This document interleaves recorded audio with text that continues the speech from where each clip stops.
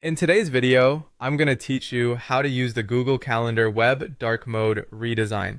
This is a fantastic feature that provides a more pleasant visual experience, especially in low light conditions.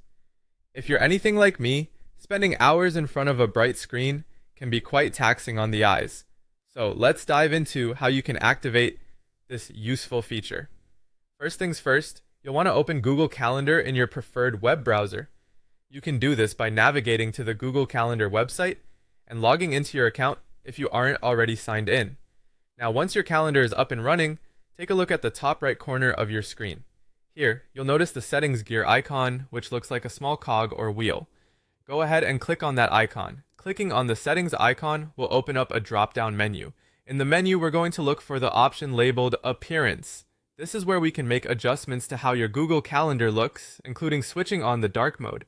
It's important to note that you might not see this option if the redesign hasn't been rolled out to your account yet. In that case, you might need to wait a bit until the feature becomes available.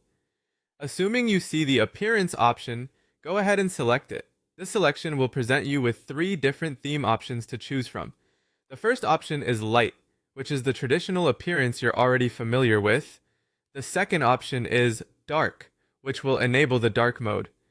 The final option is device default, which means that your calendar will follow your device's or system's current theme settings.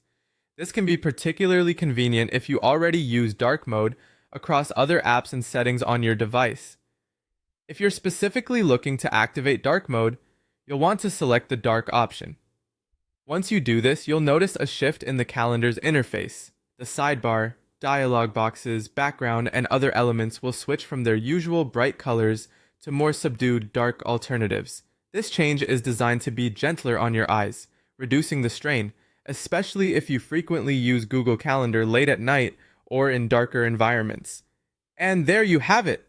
You've successfully enabled dark mode on the Google Calendar web interface.